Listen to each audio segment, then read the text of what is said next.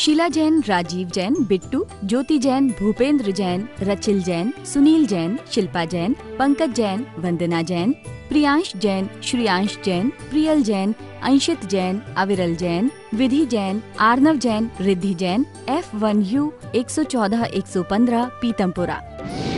Shri Arun Jain, Shrimati Rekha Jain, DU 28 Pitampura.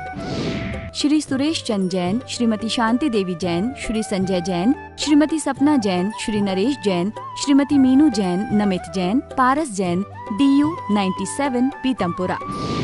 Shri Rajesh Jain चावल वाले, श्रीमती पुष्पा जैन, श्री अनुज जैन, श्रीमती तमन्ना जैन, श्री अमन Jain, Shrimati Megha Jain, FD 29 Pitampura. Shrimati Birma देवी जैन, धर्मपत्नी स्वर्गीय Shri Lalchand Jain, Shri Sunil Jain, Shrimati Kusum Jain, Shri Saurabh Jain, Shrimati Sonal Jain, Shri Mayank Jain, Shrimati Divya Jain, master Vihaan Jain, baby Maisha Jain, DU 43 Pitampura. Shri Hemchand Jain परिवार, Shri Pradeep Jain, Shrimati Ruma Jain, Shri Rajat Jain, Shrimati Anshu Jain, master Hridayansh Jain, FU 8 Pitampura. Shri Anil Kumar Jain, Shrimati Rekha Jain, Shri Kartik Jain, Shri Kunal Jain, F1U 137 Pitampura. Shri Santosh Jain, Shri Sanjay Jain, Shrimati Kavita Jain, कुमारी श्रावी जैन, श्री रजत जैन, DU 49 पीतमपुरा। श्री प्रकाश चंद जैन, श्रीमती चंद्रकांता जैन, श्री पंकज जैन, श्रीमती नीलम जैन, श्री सुशांत जैन, श्री दिव्यांश जैन, CU 76 पीतमपुरा। जय श्री ओम नमः सिद्धेभ्यः। जय श्री महावीराय नमः। जय श्री परम्पराचार्य गुरुवे नमः। जय श्री उमा स्वामी गुरुवे नमः। जय श्री शांति सागर गुरुवे नमः। जय श्री विद्यानंद गुरुवे नमः। मोक्ष मार्गस्य नेतारं भेत्तारं कर्म भूप्रतां ज्ञातारं विश्वतत्त्वानां वन्दे तद्गुणलब्धये। मंगलं भगवान् वीरो मंगलं गौतमो गणि मंगलं कुंद कुंदारो जैन धर्मोस्तु मंगलम्। महानुभाव, तत्वार सूत्र परम मांगलिक ग्रंथ है।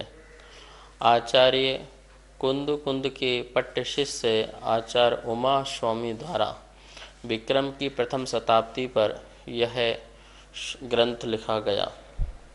इसकी शैली सूत्रात्मक है, भाषा इसकी संस्कृत है। 10 अध्यायों में यह विभाजित है। 7 तत्वों का इसमें वर्णन है। हम सभी लोग तत्वार सूत्र के द्वितीय अध्याय में जो 5 भाव हैं उसके बारे में पढ़ रहे थे।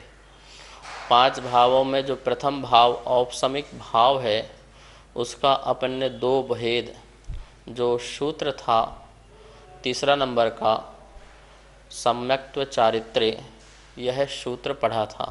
बहुत छोटा सा सूत्र है और आप सबको याद भी हो गया होगा, सम्यक्त्व चारित्र्य। तो औपसमिक सम्यक्त्व और औपसमिक चारित्र, ये 2 भेद जो हैं आए हुए थे। हमने इसमें कुछ बातें समझी थी।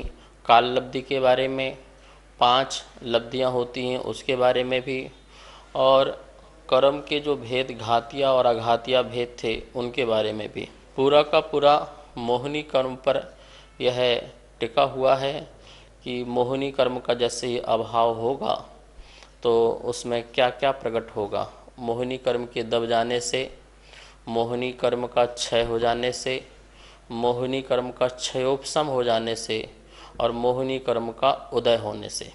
वैसे सभी कर्मों में हलचल होती है, सिर्फ एक ही कर्म में हलचल होती है ऐसा नहीं है, लेकिन एक भावों की बात चल रही है। तो मोक्ष मार्ग का प्रकरण चल रहा है यहाँ पर। मोक्ष मार्ग में जो है सम्यक दर्शन और सम्यक ज्ञान और सम्यक चारित्र, ये 3 ही इम्पोर्टेंट हैं और इनकी एकता से ही मुक्ति की प्राप्ति होती है। समस्त कर्मों का क्षय भी इन्हीं के कारण होता है। तो हम सब लोग इस 5 प्रकार के भाव में जो प्रथम भाव है उसके बारे में समझते हैं। औपसमिक भाव, यह उपसम शब्द से बना हुआ है। उपसम का अर्थ होता है दबना, किसी भी चीज को दबना, ये उपसम। पर यहाँ पर मोक्ष का प्रकरण चल रहा है और सर्वप्रथम सम्यक दर्शन होना बहुत जरूरी है, और सम्यक दर्शन के साथ साथ सम्यक ज्ञान भी प्रकट हो जाता है। तो क्या दबना, सम्यक को कौन रोक रहा है? हमारे आत्मा में तत्व के प्रति निर्मल जो श्रद्धा होना चाहिए उसको रोकने वाला या उसमें बाधा पहुंचाने वाला कौन सा तत्व है? तो बोले मिथ्यात्व नाम का प्रगति कर्म है, जिसके कारण यह जो आत्मा है वह दूषित विचारों से भरी हुई है, मिथ्या विचारों से, भ्रम इसके अंदर हैं तत्व के प्रति, आत्मा के प्रति, शरीर के प्रति, पर पदार्थ के प्रति। तो इस प्रकार से यहाँ पर जो विरोधी तत्व है उसका दब जाए तो दबने से हमें सम्यक्त की प्राप्ति होती है। अब कैसे कैसे होती है तो उसको अपन स्लाइड के माध्यम से देखते हैं। सर्वप्रथम अपन देखते हैं, यहाँ लिखा होगा औपसमिक भाव। आप सब लोग ध्यान से बोर्ड में देखिए, औपसमिक भाव क्या लिखा हुआ है? कारण के मिलने पर प्रतिपक्षी कर्म की शक्ति के दब जाने से आत्मा में निर्मलता का होना औपसमिक भाव है। एक एक शब्दों को देखिए। कारण के मिलने पर, मुझे आत्मा में ऐसे कारण मिलें जैसे क्षौपसम लब्धि मिल जाए, विशुद्धि लब्धि मिल जाए, गुरुओं की देशना मिल जाए, प्रयोग लब्धि हो जाए और मैं करण लब्धि आदि के लिए बढ़ना चालू कर दूं। तो कारण के मिलने पर ऐसे मेरा अंतरंग विशुद्धि, ठीक है ना, प्रतिपक्षी कर्म की, जो मेरा सम्यक्त्व है, जो मेरा श्रद्धान है, समीचीन श्रद्धान है, उसका प्रतिपक्षी जो कर्म है मिथ्यात्व कर्म, दर्शन मोहिनी की जो प्रगतियां हैं और अनंतनवंदी की जो 4 क्रोध मान माया लोभ हैं, इन प्रतिपक्षी जो प्रगतियां हैं इनकी शक्ति का दब जाने से, फिर से क्या दब जाना, इनकी जो शक्ति है, मतलब जो अपना ये प्रभाव दिखा रही थी, जब उदय चल रहा था तो ये आत्मा है और इनका ये उदय चल रहा था, मिथ्यात्व कर्म का उदय चल रहा था। तो उदय चलने से हमें निर्मल सम्यक दर्शन नहीं हो पा रहा था, सच्ची सिद्धांत नहीं हो पा रहा था, तत्व को नहीं समझ पा रहे थे। बोले इन शक्ति के दब जाने से आत्मा में निर्मलता का होना, जब वो दब गई, ये जो चीज़ थी तो ये दब गई, गई नहीं, वहीं बैठ गई। तो इनके दब जाने से आत्मा को जो निर्मलता प्रकट होती है उसे औपसमिक भाव कहते हैं। ठीक है ना, आपको ये परिभाषा समझ में आ गया होगा। अब इसके आगे देखिए क्या लिखा है, औपसमिक भाव।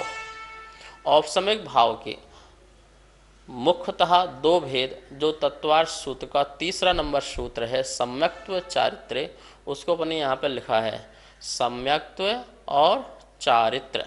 क्या लिखा है, सम्यक्त्व और चारित्र्य। सम्यक्त के भी 2 भेद किए यहाँ पर, प्रथमोपसम और द्वितीयोपसम। प्रथमोपसम और द्वितीयोपसम। प्रथमोपसम के नीचे क्या लिखा हुआ है, आप यहाँ पढ़ रहे होंगे, आपको दिखाई दे रहा होगा, मिथ्यात्व और अनंतानुबंधी का उपसम। जब कोई जीव अनादि मिथ्या दृष्टि या सादी मिथ्या दृष्टि, अनादि मिथ्या दृष्टि उसे कहते हैं जिसने आज तक सम्यक दर्शन नहीं प्राप्त किया अनादि काल से, उसे अनादि मिथ्या दृष्टि कहते हैं। ठीक है, और शादी मिथ्या दृष्टि उसे कहते हैं जिसने सम्यक्त प्राप्त करके सम्यक्त को छोड़ दिया है, अब वो शादी आदि सहित हो गया है। शादी मतलब क्या, आदि सहित, उसका कभी न कभी एक बार सम्यक्त प्रारंभ हो चुका है, इसलिए उसको शादी मिथ्या दृष्टि, चूंकि अभी मिथ्यात्व में है इसलिए मिथ्या दृष्टि। तो अनादि मिथ्या दृष्टि हो या शादी मिथ्या दृष्टि हो, दोनों ही प्रथमोपसम सम्यक्त को ग्रहण करते हैं। ठीक है ना, शादी मिथ्या दृष्टि के पास थोड़ा सा ये है कि वो सीधे और भी क्षयोपशम आदि को प्राप्त कर सकता है, लेकिन जो अनादि मिथ्या दृष्टि जो जीव है वो नियम से प्रथम सम्यक तो प्रथमोसम सम्यक ही ग्रहण करता है।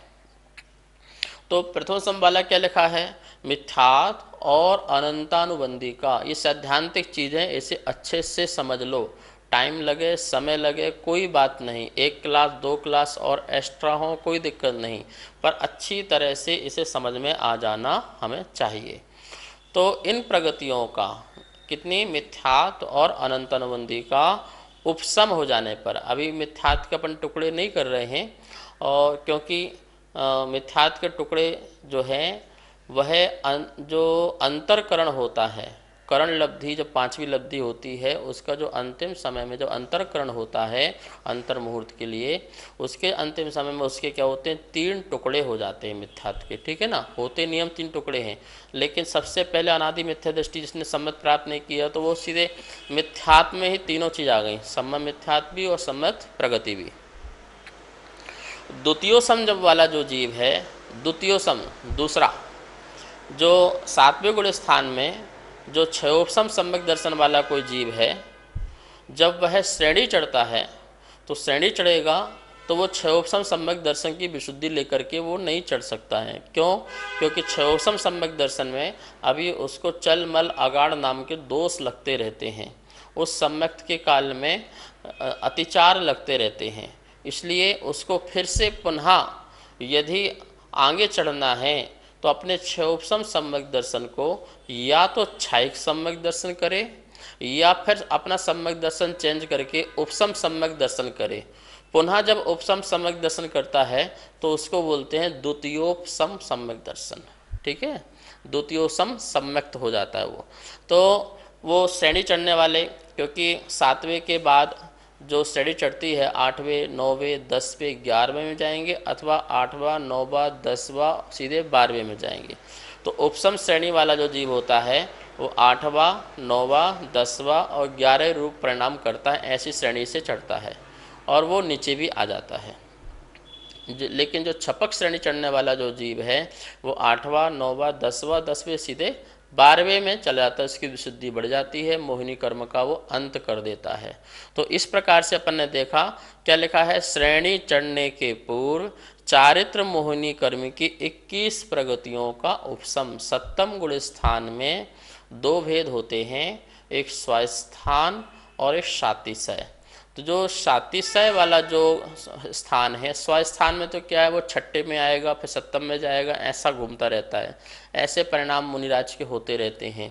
लेकिन जो शातिशय 7वें गुण स्थान है उसमें अप्रमत्त अवस्था में वो 21 प्रगतियां जो बची हुई हैं चारित्र मोहिनी की, अनंत मंदी को छोड़ करके जो 21 प्रगतियां बची हैं उनको क्या करता है, वह उपशम करता है और उसके आगे वह बढ़ना प्रारंभ करता है।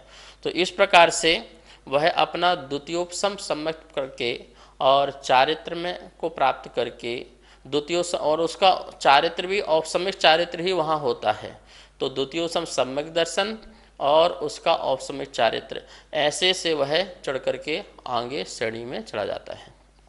हाँ, छपक श्रेणी वाला भी द्वितीयोपशम कर करके वह उस श्रेणी में चढ़ करके पुनः नीचे आ सकता है। इस प्रकार से यहाँ पर अपन ने व्यवस्थाएं देखी, और अब यहाँ पर देखिए जो अपन ने पढ़ा था 5 लब्धियाँ समझ ली थी, और अब पढ़ते हैं औपसमिक सम्यक्त्व।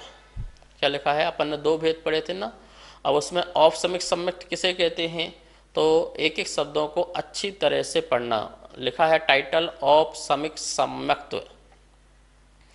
दर्शन मोहिनी की 1 या 2 या 3 प्रगतियों का प्रशस्त उपशम करने पर तथा अनंतानुबंधी की 4 प्रगतियों का अप्रशस्त उपशम होने पर होने वाले जीव के सम्यक्त परिणाम को औपसमिक सम्यक्त्व कहते हैं। ये परिभाषा है, घबराना बिल्कुल नहीं, समझते हैं।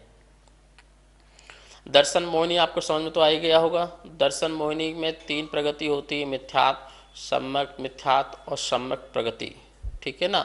वैसे ये मिथ्यात के ही 3 टुकड़े हैं, मिथ्यात्व की जाति के 3 टुकड़े हैं। और वैसे तो पूरा द्रव्य जो है एक मिथ्यात्वी है। अनादि मिथ्या दृष्टि सर्वप्रथम सम्यक को प्राप्त करे तो क्या करे?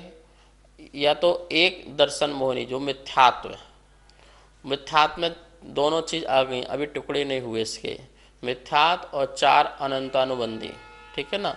यहाँ मिथ्यात्व को प्रशस्त उपसम कहा है।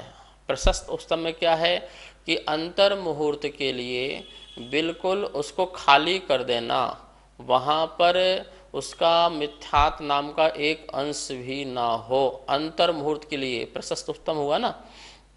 लेकिन अनंतानुबंधी का ऐसा नहीं है। अनंतानुबंधी के लिए 4 प्रगतियों का अप्रशस्त उपसम है।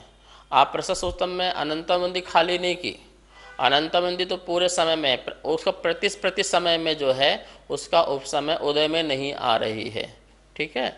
लेकिन मिथ्यात्व प्रगति का तो अंतर मुहूर्त के लिए ही वह आगे पीछे हो जाता है। कैसे हो जाता है अपन अभी इसको चित्र के माध्यम से देखेंगे।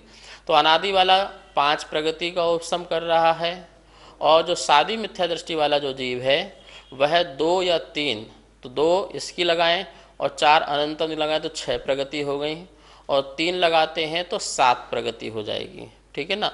2 कैसे होती है?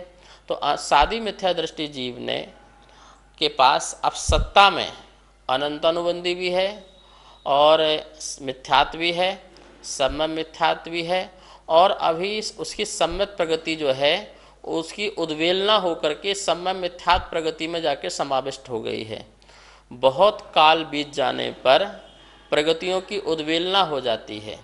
जैसे उसकी सत्ता में 3 प्रगतियां थीं और फिर सादी मिथ्या दृष्टि का मिथ्यात्व काल में ज़्यादा समय बीत गया, तो सम्यक प्रगति किस में समाविष्ट हो जाएगी? सम्यक मिथ्यात्व में। फिर और काल बीत जाएगा तो सम्यक मिथ्यात्व प्रगति भी किस समाविष्ट हो जाएगी? किस में गर्भित हो जाएगी? मिथ्यात्व में। फिर उसके पास एक ही द्रव्य रह जाएगा फिर मिथ्यात्व का, फिर टुकड़े करना पड़ेंगे। तो मान लो अभी किसी का मात्र सम्यक प्रगति की उद्वेलना हो करके वह सम्यक मिथ्यात्व में गई हो, तो उसके पास सत्ता में मिथ्यात्व और सम्यक मिथ्यात्व 2 प्रगति हैं सादी मिथ्या दृष्टि की, और अनंतानुबंधी की 4 प्रगतियां हैं। तो इस प्रकार से वो 6 प्रगतियों का 2 का जो है प्रशस्त उपसम करेगा, और 4 प्रगतियों का क्रोध मान माया लोभ का अप्रशस्त उपसम करने पर उसे जो सम्यक परिणाम प्रकट हुए उसे औपशमिक सम्यक्त्व कहते हैं। 3 प्रगति वाले का तो वो समझ में आ ही गया होगा कि सादी मिथ्या दृष्टि ने अभी सत्ता में 3 प्रगतियां हैं और अभी उसकी उद्वेलना अन्य प्रगति रूप गर्भित नहीं हुई हैं, तो वो 3 वो और 4 वो 7 प्रगतियों के उपसम होने पर जो आत्मा में निर्मलता प्रकट होती है, तत्व के प्रति श्रद्धान प्रकट होता है, मैं आत्मा हूँ, मैं शरीर नहीं हूँ, मेरा शरीर जो है वो जड़ रूप है, पर पदार्थ रूप है, 3 काल में भी ये मेरा नहीं हो सकता है। शरीर से संबंधित जो वस्त्र हैं, आभूषण हैं, परिवार है, मकान, दुकान, घर द्वार, धन दौलत, संपत्ति, शोहरत जो है, ये सारे के सार पर हैं, मेरी आत्मा के प्रदेश से बिल्कुल भिन्न हैं, इनका मेरी आत्मा में प्रवेश नहीं है, मेरा भी इनमें प्रवेश नहीं है।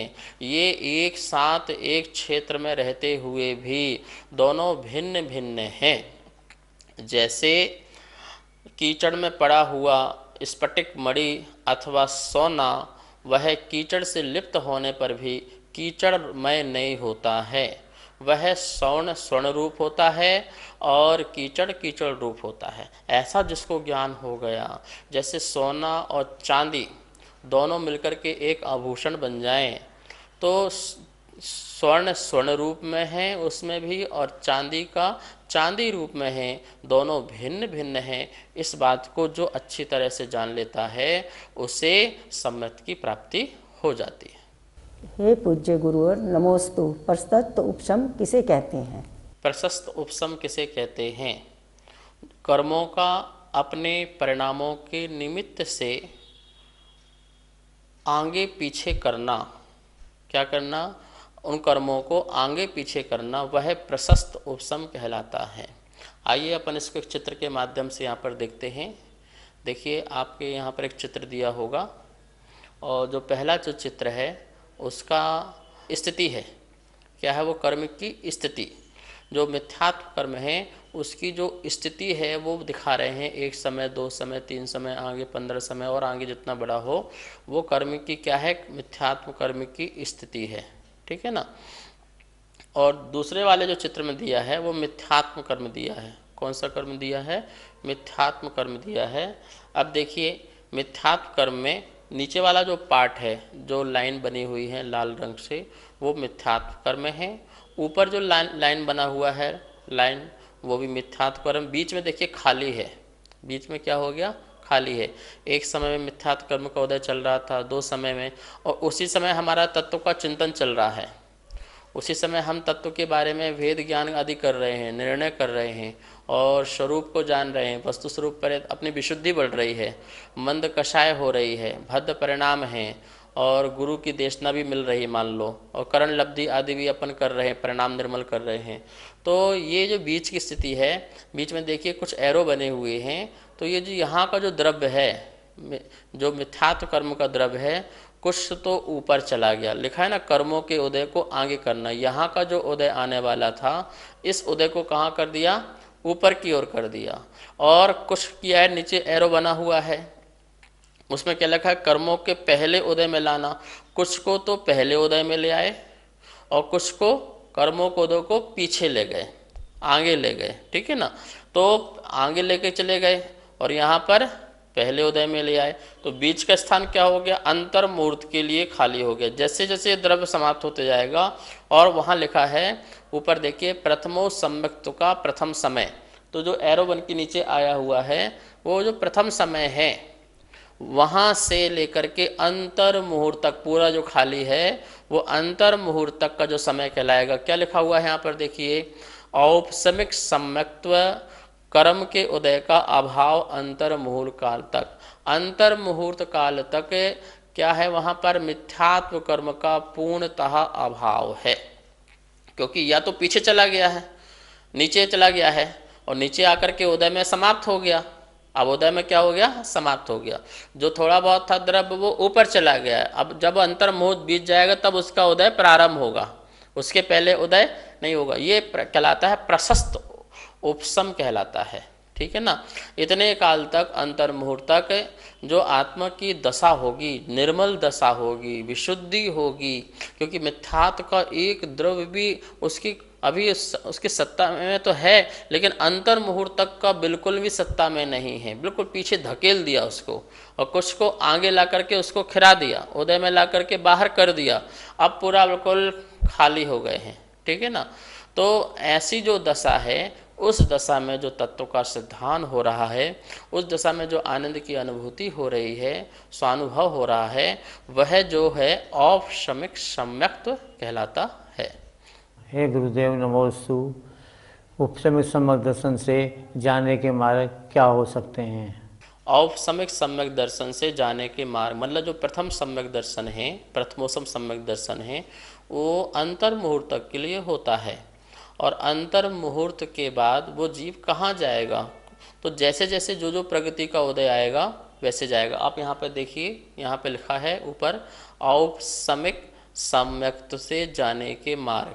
तो कितने मार्ग हैं, 4 मार्ग हैं। कितने मार्ग हैं, 4 मार्ग हैं। अब देखिए नीचे लिखा है यहाँ पे सबसे पहले औपशमिक सम्यक, जो गोल गोल में लिखा है ना वो औपशमिक सम्यक लिखा है।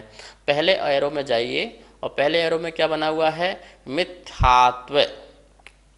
यदि जो अंतर मुहूर्त के समय के बाद उसका मिथ्यात्व प्रगति का उदय आता है, मिथ्यात्व प्रगति का उदय आता है, तो वो कहाँ जा सकता है, वह पहले गुण स्थान में चला जाएगा, मिथ्यात्व में चला जाएगा।